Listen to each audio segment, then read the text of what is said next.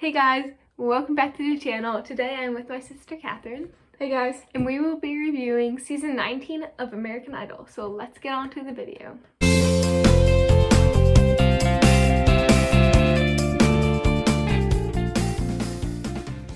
Today we're gonna have three parts. The first part is we're gonna be talking about notable duets. The duets were aired on March 22nd. The second part we're gonna be talking about our LOL moments from the season so far.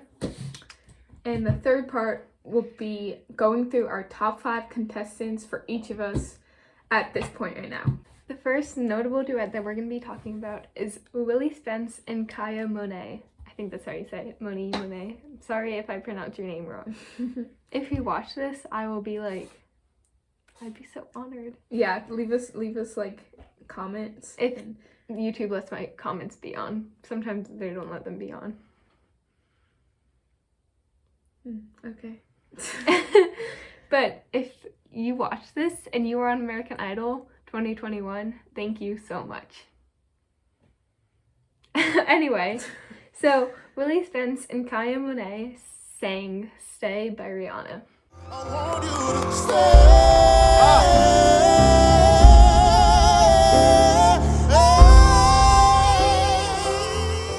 So yeah, these two singers, they had really good chemistry on the stage, and they really the coaches during this episode, the duet episode, they talked a lot about how the song choice has to fit the people singing it. It has to like show off your talents, and I think this pair did really well on it. They both have very powerful voices, and Willy really stood out from the two of them because he has just a really strong voice, really clear, like crystal clear, like almost what you'd expect in opera. So except he's singing pop. Yeah, which like fits him. Desean Gonzales, he has a very smooth, like charming voice, like one you find in a boy band. Madison Watkins she actually has a more interesting voice. It's more of like you're like a little bit raspy and unconventional pop voice that you find in like Lorde, I think is how I'd describe her. And they also sang Stay by Rihanna. Something in the way you move makes me feel like I can't live without you. It takes me all the way. I want you to stay.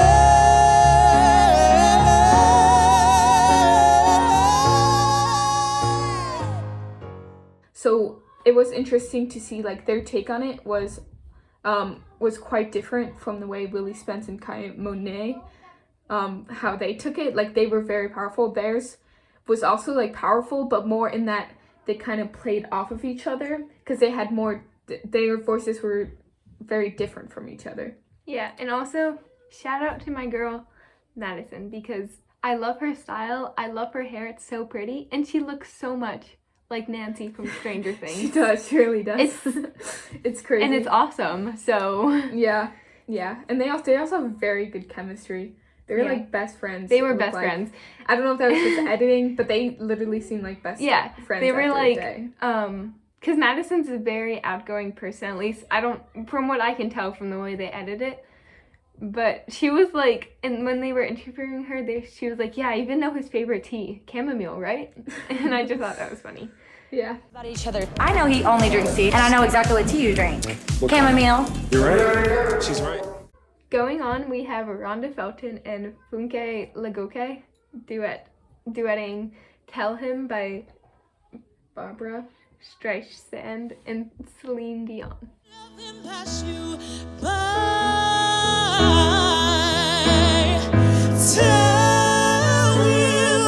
Tell him that the luster rides up in his eyes.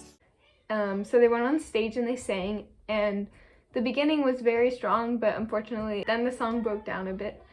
But the notable part about this was that after, when the judges were giving their critiques, Funke fainted, which was very scary, and she was sent to the hospital and treated for dehydration.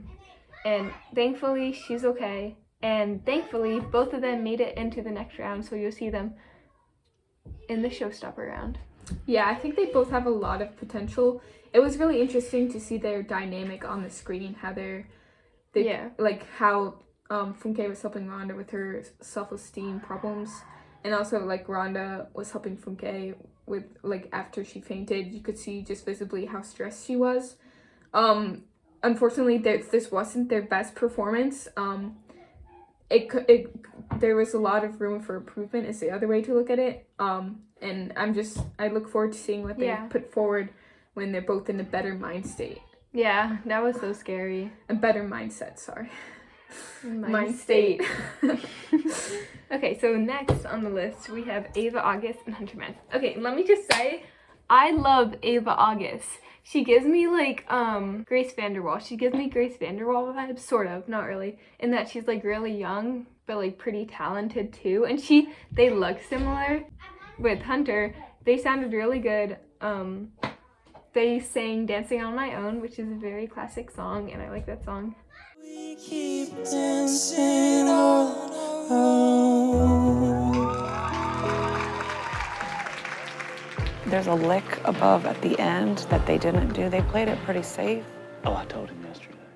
So, yes, they sang Dancing on My Own by Callum Scott. It was a pretty solid performance. They both sounded pretty good. They're both incredible singers, incredible musicians. But like Luke Bryan, one of the coaches, said they kind of played it safe. They didn't really have a climax to their song. Like when you're creating like a duet or song and you're performing it, you want to have like an arc to your song so you can reach an emotional climax and a musical climax that your audience will like remember, and they'll come away just like mesmerized by that moment. And they didn't really have that in their song, which is really detrimental to the overall performance. Like, I remember when we were preparing for this video, I didn't remember their performance at all because they didn't have that one defining moment where I was like, I can't get that out of my head. Off of that one defining moment, the last duet that was notable, so good. Okay, it was Alyssa Rae and Grace Kinsler, sorry. Alyssa Rae and Grace Kinsler. Alyssa Rae and Grace Kinsler's duet is our last duet that we're going to talk about. They sang Grenade by Bruno Mars, and oh my gosh. It was just so good. It just blew us away. It was amazing. Cause you'll never, ever, ever, ever,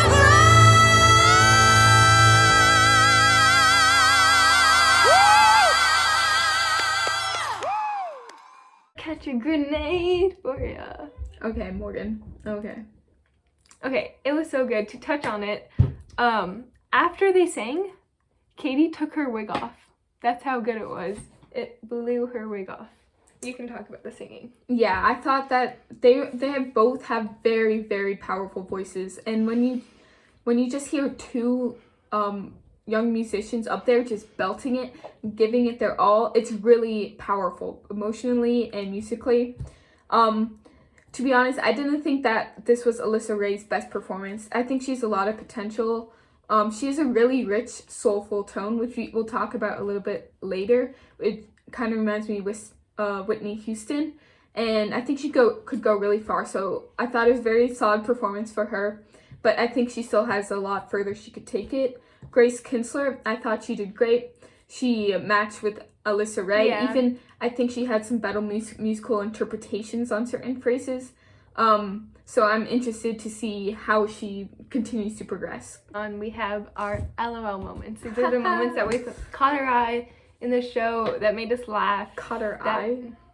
It's such a weird way to put it. Okay, well. First LOL moment was watermelon sugar. So basically, at the beginning of the duets episode, they opened with with two songs by groups who both chose to perform Watermelon Sugar, the song made famous by Harry Styles when it came out last summer. And I think this really highlighted like the goofy American Idol editing you see, because basically they would show them like the group getting so excited to play Watermelon Sugar to perform it for the judges, and then they would go and perform it, and the judges would be like, oh, another Watermelon Sugar. Katie even banned it. She was like, you cannot sing Watermelon Sugar. Yeah. Because it was not working out for the contestants. At the end of the second performance, Katy Perry was like, Watermelon Sugar is banned. And then comes the next duet. And they introduced this duet. It's between Anthony Guzman and Adriel Carrion. And they introduce it just like any other. They don't really tell us what song it is, but we can hear excerpts and we know it's not Watermelon Sugar. So we're expecting like a transition away from that, right? But then, after their meeting with their coach, they realize that their song choice really needs to highlight them and their strengths. So they pick an entirely new song. Which we don't, like, we have suspicions about what it is, but I don't think we know exactly what it is until they're on the stage. Yeah, and then they walk out and they start belting Watermelon Sugar. Watermelon sugar high, watermelon sugar high, watermelon sugar. Maybe watermelon word. Watermelon sugar high. And then the coaches go crazy because here's the backstory. Anthony Guzman was... in his audition, I'm pretty sure he wore a Viking outfit, and he's this really outgoing dude who has a good voice. Well, on the other hand, they paired the Viking person with Adriel Carrion, who's a shy, quiet singer who has a great voice, but isn't confident in himself. So when they paired them together, that song just made both of them, like, the judges said, lead singers. You could really see, like, the other arrangements of Watermelon Sugar that have been previewed and shown before their arrangement, they weren't bad. Like, honestly, everybody on American Idol is pretty good at singing, but Better than me. Watermelon Sugar high. Yes, definitely better than Morgan. But they like weren't the best composed or put together. They didn't highlight their voices. Yeah, but then when Anthony Guzman and Adriel Carrion came out, they really clicked together. They had their separate moments, and it all sounded good. And then when you got to the chorus, you were just grooving. And the shy kid was dancing, and I was like it was the way they also edited it showed him like getting out of his shell and getting out of his comfort zone. Yeah, and it really fit with like the overall just like playful and having fun tone of the song, and it fit both of their like more jazzy but still pop voices. So yeah. I think overall that was a very good moment, very good editing, American Idol. So the second LOL moment that we have is going all the way back to the auditions, and this moment was when Francisco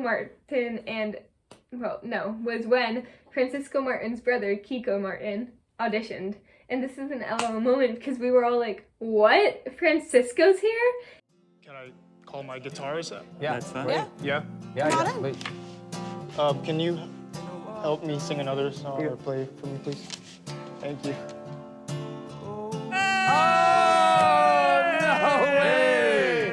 What's up, guys? Oh my God! And it was just so awesome. And I do feel bad because Kiko did not make it, unfortunately. Well, to give you some context, so what happened was, Kiko, we just knew him as Kiko back then, right? He goes into his audition. He auditions. The coaches go, oh, we want to hear something else. Do you have something more? And he's like, sure. Can I grab my guitarist? They're like, oh, of course. So he goes to grab his guitarist, and it's none other than Francisco Martin, a finalist from last year's season. I love him so much. Of American Idol. Go listen to Alaska. Yes, he's a great performer. Alaska is literally an amazing cover by him. Yeah. And so we're all like, what? Francisco Martin is here. And that is his brother, Kiko Martin, and this is crazy. And then I'm like, I feel so bad because Francisco Martin came all the way out and Kiko didn't even make it, which is a little bit sad. Yeah, I feel bad for Kiko. Yeah, but Kiko, come back. I want you on American Idol. You're still a much better singer than either of us, so yes, you're a winner in our books. Okay, now for a final segment, which is the top 5 contestants for far. Both me, Catherine, and you, Morgan. Yes, that's so far. Do you want to start? Should I start? I'll start. Okay. So for my number 5 is Leo Milo Match from Newport, New York. I hope you drive off a bridge in the middle of the night. My mind's broken, so I think I'm just not thinking right. She's only 15. I love young people because I'm young myself. I'm not old yet, although I am 16. She has a great voice. She had a great audition. She's inspired by Gabby Barrett. She sings way above her years. In her audition, she sang an original song, and I loved it because she comes across as this like really nice girl, and she is nice. But then she sings this song that's like about a breakup, and it's just so sad and so angsty. And yeah, she was like, now that we're broken up, I hope you drive off a cliff. But that was good. She puts emotion into her voice, and she can really connect with the audience. Who did you pick? I surprisingly also picked Lila Mack from New Paltz, New York. I thought it's kind of interesting because despite her young age, she's only 15, she comes across as one of the more experienced people on American Idol. She's like able to dip into multiple genres and adapt multiple songs very well to her voice. And she's a very good musician. Like, her musicianship is very up there. She understands what she's doing. She also has like the modern pop voice kind of vocals, like Lorde or Billie Eilish, that I think Olivia Rodrigo is another good example that I think will get her far in this competition. And she is from where we live. Hometown. Yeah, New Paltz is very close to where we are right now. So gotta support the locals. Let's go. Okay. Coming in number 4, I have Desean Gonzales from Columbus, Ohio. So he has a very sweet, strong voice that he's very good at controlling. Like, his riffs are so good. There are so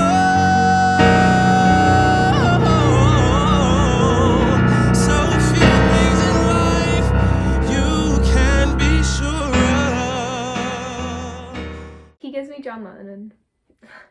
Not John Lennon, John Legend vibes. Nice. John Lennon. I was like, oh. Okay, my turn? Yeah.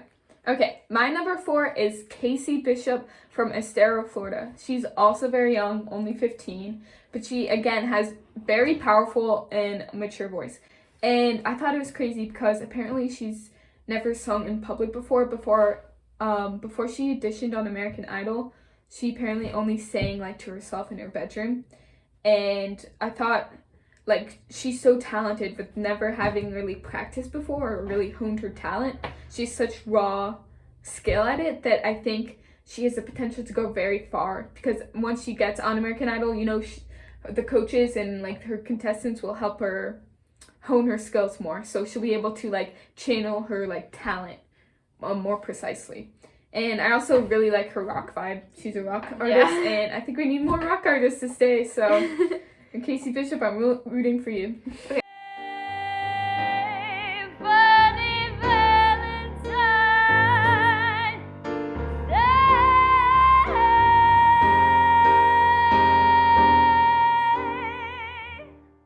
Coming in number 3, I have Ava August from Orange County, California. She's only 15, like Layla. She has a really strong voice. She sang an original song that I liked a lot. It was about like a neighbor or something. I just really like her personality. She always smiles, and she has a good voice, but I really want to see her taking some more risks in the competition and getting out of the pop genre, because she's been doing the pop genre, I feel like, for a lot, and she has a lot of potential. So the neighbor boy stole my heart. I felt it from the very start. I always knew you're the one. Could I be falling? Could I be falling? It'd be really cool if she could show the judges that she can sing more than just pop. Okay, my number 3 is Hannah Everhart from Canton, Mississippi. I really like her deep, rich, soulful country voice. And to which I go, I'm going there to see my father. I think that is a very unique voice, and it will get her far in the competition. It'll serve her well because people are always attracted to different things. At Arthur Gunn. I love Arthur Gunn. Legendary.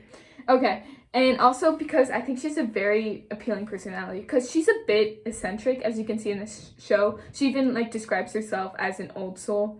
Part of the like drama from this past episode was the fact that when she's assigned a partner, instead of going to practice, she just went to go eat. So she's a bit ridiculous, but I think that'll serve her well. She grows on you. She does grow on you. I love her so much. Like, when you first see her, you're like, oh. But then, like, she grows on you, and you, like, love her personality because it's different. Well put. I just supported your number 3. Yeah. So as you can see, I'm superior because even she is agreeing with me. Okay, thank you. I rest my case. Our work here is done. Number 2, I have Willy Spencer, who is from Palm Beach County, Georgia.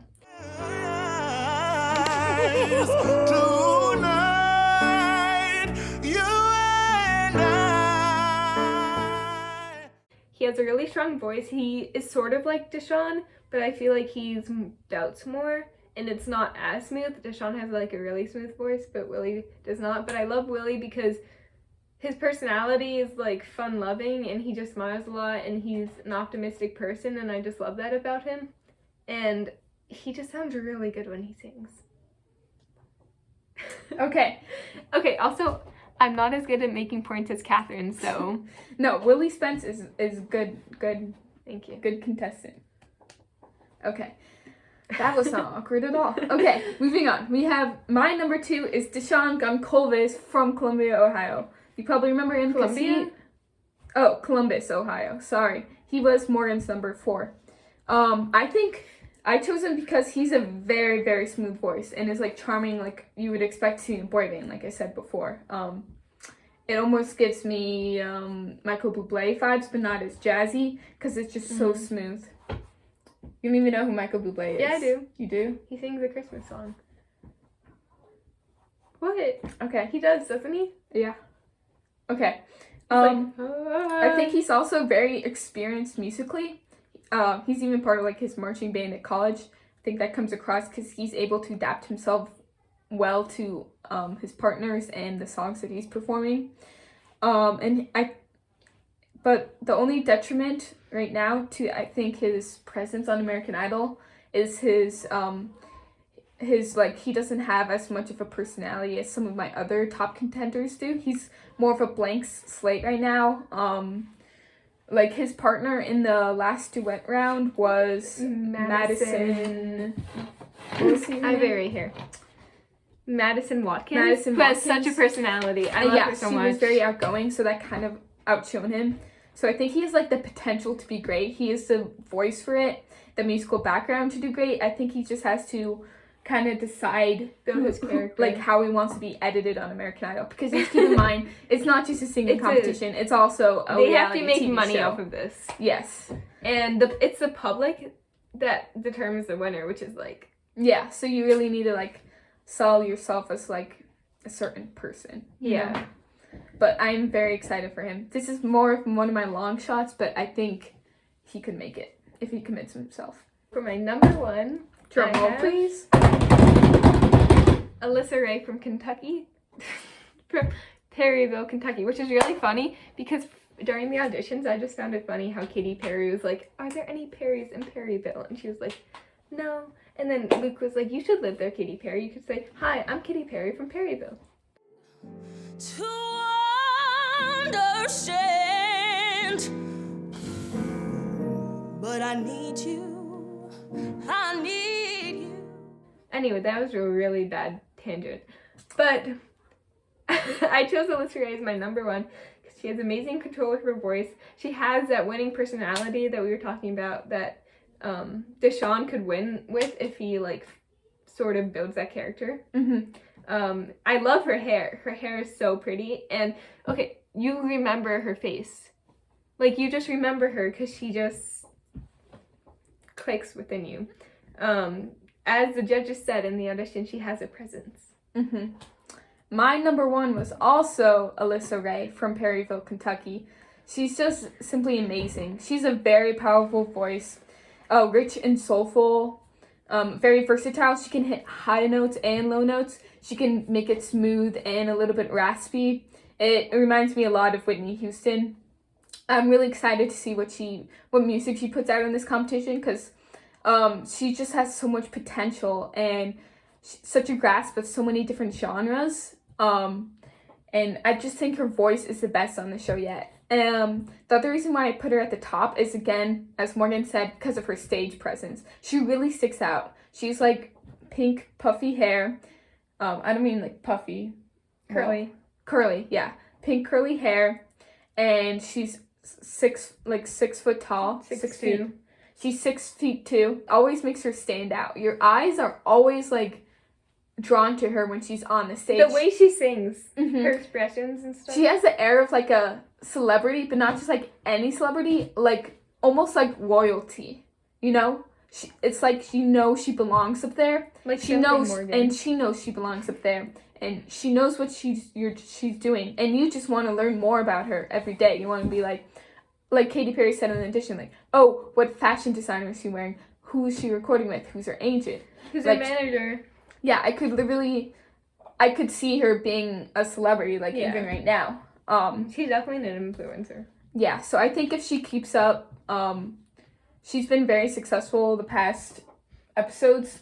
Yeah. So I think if she keeps up this streak, she could really take home the big prize on this whole competition. And that was our review. We're looking forward to watching Showstoppers tomorrow. Do you plan to do some more of these videos? Yes, we if do. you can. So let us know in the comments if you like this type of video, if you want to see more, and even your own thoughts about American Idol season Like who 19. you want to win, stuff, or past seasons, like. Or past seasons. We watched last season a lot. I'm not sure We about the haven't seasons seen before that. Yeah. Last year we really got into it during quarantine. Yeah, because of the pandemic. So we were all very into it. So thank you guys for watching. Have a good day. I'll see you later. Bye.